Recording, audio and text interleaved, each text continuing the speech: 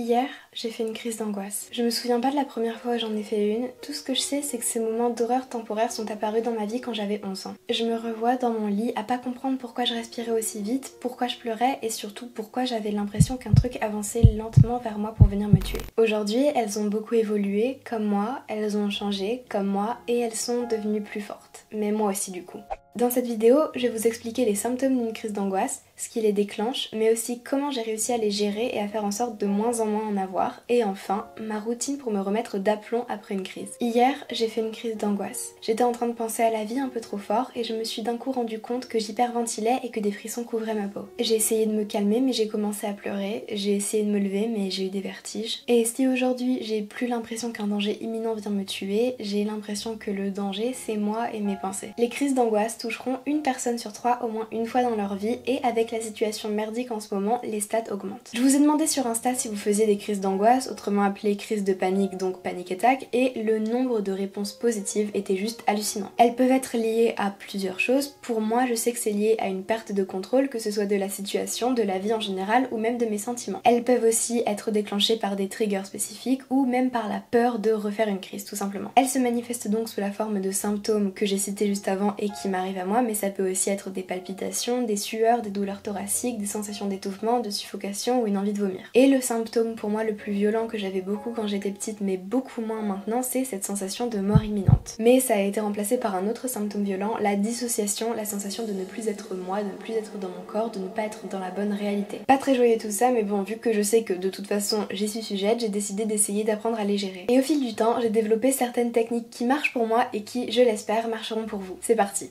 Le premier conseil, c'est d'apprendre à reconnaître sa crise d'angoisse, savoir prendre du recul quand ça nous arrive, reconnaître les symptômes et se dire ok, là je fais une crise d'angoisse. C'est une étape clé pour apprendre à les gérer parce que du coup vous allez savoir ce qui vous arrive et quoi faire. Et surtout, vu que vous saurez ce que c'est, vous pouvez vous rassurer parce qu'une crise d'angoisse, même si je suis la première quand j'en fais à avoir l'impression que ça ne s'arrêtera jamais, c'est toujours temporaire. Et surtout, on ne peut pas en mourir, genre vraiment pas, même si je sais qu'on a vraiment l'impression qu'on va en mourir, c'est pas possible. Se concentrer sur sa respiration. Ça va ralentir votre rythme cardiaque et calmer vos symptômes. Respirez profondément et ayez conscience de votre respiration, ça va vraiment vous aider à vous calmer. Je vous conseille vraiment la respiration ventrale, inspirez par le nez et faites en sorte que votre ventre se gonfle au fur et à mesure et ensuite expirez longuement par la bouche. Trouvez un objet de concentration. C'est assez efficace contre la dissociation notamment. Perso, mon truc préféré c'est de m'allonger et de regarder mon plafond avec mon projecteur d'étoiles allumé et de chercher des triangles rectangles parmi les points. Prenez cette info comme vous le voulez, moi ça me fait triper et aussi ce que je fais c'est que j'écoute de la musique et spécifiquement des musiques qui racontent des histoires, ça c'est le mieux parce que du coup ça va aussi vous distraire encore plus. Sentir de la lavande. L'odeur de la lavande ça calme, c'est super connu et c'est super efficace. Il y a toujours une source de lavande avec vous si vous faites des crises d'angoisse, vraiment c'est magique. Personnellement j'en ai sous forme d'huiles essentielles mais il y a aussi des petits sachets de lavande ou je sais pas trop quoi, des diffuseurs qui sentent la lavande etc. Donc faites comme vous voulez mais ayez de la lavande, vraiment c'est un truc de ouf. Pour ceux qui ont du mal à dormir aussi, essayez de mettre de la lavande sur vos oreillers, vraiment pépite. Identifier les causes et relativiser. Attention parce que ça peut réveiller des triggers, mais identifier les causes de nos crises d'angoisse et les relativiser peut nous aider à mieux les contrôler pour en avoir moins. Une fois que j'ai compris les causes de mes crises d'angoisse, c'est devenu tellement moins dur à vivre. Essayez de vous auto-analyser, observez-vous dans ou après quelle situation ça vous arrive et quels sont leurs points communs. Et une fois que vous avez cette cause, essayez de la relativiser au max. Est-ce que ce problème est vraiment insoluble? Non, il ne l'est pas. Est-ce que cette personne qui vous fait du mal restera cruciale dans ma vie pour toujours? Non. Et ce, même si c'est ta mère, si elle est vraiment toxique pour toi au point de te faire des crises d'angoisse à répétition, elle ne doit pas rester cruciale dans ta vie. Est-ce que ce problème sera toujours central dans 5 ans?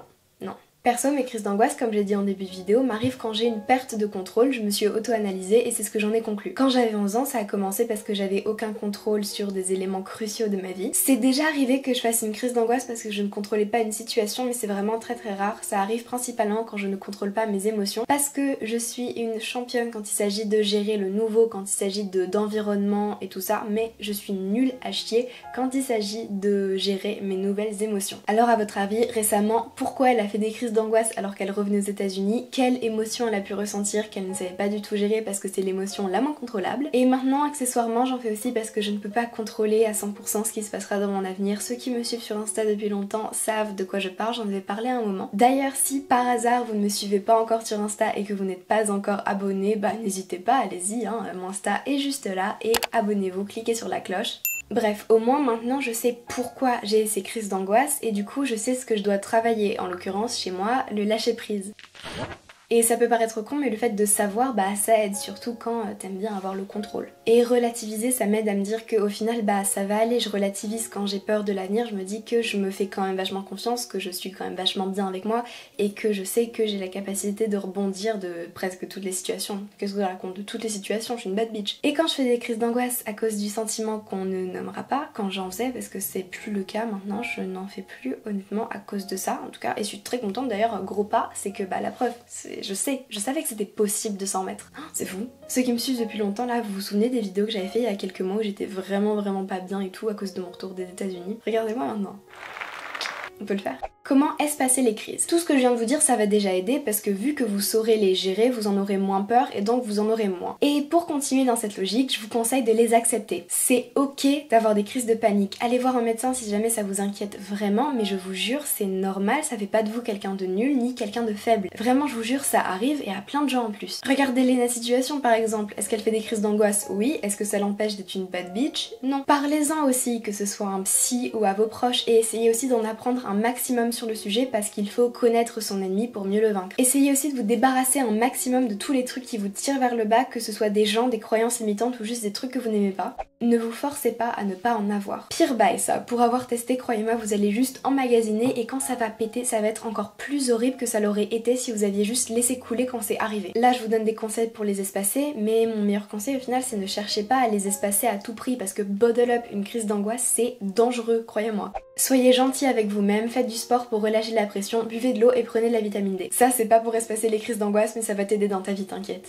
Après des années de pratique, j'ai développé une technique d'après-crise d'angoisse pour m'aider à repartir du bon pied après l'orage. Déjà, laisse couler la crise et c'est pas de faire en sorte qu'elle s'arrête le plus tôt possible. Prends le temps pour qu'elle se calme, applique les conseils que je t'ai donnés mais laisse passer. Ensuite, je vais parler des crises d'angoisse qui sont faites les plus fréquemment, c'est celles qui sont faites le soir. Si vous en faites une dans la journée, je vous dis pas de la rusher mais faites en sorte de reprendre votre journée là où vous l'avez laissée parce que la plupart du temps, c'est pas possible d'arrêter sa journée à cause d'une crise d'angoisse. Des fois ça l'est et si vous pouvez faites-le parce que c'est le meilleur truc à faire.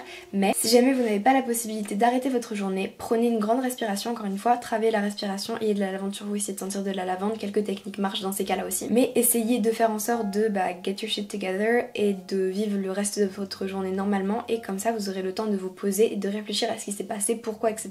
et de bien vous calmer comme il faut le soir. Revenons aux crises d'angoisse du soir. Quand la crise est passée, levez-vous, étirez-vous, décontractez vos muscles et surtout votre mâchoire parce que je vous jure qu'après une crise d'angoisse votre mâchoire est contractée comme jamais. Buvez-moi un grand verre d'eau, démaquillez-vous, hydratez votre peau, faites une night care routine, prenez de la vitamine D et allez dormir. Tout simplement, prendre soin de soi et se reposer après une crise, c'est le meilleur remède. C'est ce que je fais à chaque fois et ça fait tellement du bien. Le lendemain, je me réveille plus ou moins bien reposée, mais de toute manière, je sais que j'ai fait du sommeil profond parce que pleurer, ça crève. J'ai la peau toute douce, je rebois un grand verre d'eau, je reprends des vitamines et je commence ma journée sur de bonnes bases. Voilà, les crises d'angoisse, malgré tout, ça reste nul, mais ça fait partie de la vie de trop de gens pour que ça nous la gâche. Le tout, c'est de les connaître et d'apprendre à vivre avec au mieux. Rappelez-vous que même si elles ne sont pas particulièrement intense, une crise d'angoisse reste une crise d'angoisse et que vous êtes valide. Et surtout vous inquiétez pas, on est ensemble. J'espère du fond du cœur que cette vidéo vous aura aidé. Si vous en voulez plus des comme ça, dites-le moi et donnez-moi des idées si vous en avez en commentaire. Je me disais que j'allais peut-être faire un peu plus de vidéos sur ce genre de choses, donc les crises d'angoisse, etc., mental health et tout ça. Voilà, dites-moi ce que vous en pensez. Aussi, suivez-moi sur Insta, encore une fois, je le redis, mais c'est important parce que c'est vraiment là où je vous demande votre avis sur tout, où vous interagissez le plus avec ce que je vais faire comme vidéo parce que je vous demande souvent. C'est aussi là où je partage le plus ma vie, mon quotidien, etc. Et c'est aussi là où, à l'heure d'aujourd'hui, je dis pas que ce sera toujours le cas, mais pour l'instant c'est le cas, je réponds encore à tous mes DM. Bien entendu, abonnez-vous et activez la cloche pour ne pas manquer la suite. Je sais pas si cette vidéo sortira avant ou après, mais je sais que juste avant celle-là, j'ai filmé la story time sur mon beau-père d'accueil de l'enfer. Je sais que vous l'avez attendu de ouf. Moi je vous dis à la prochaine.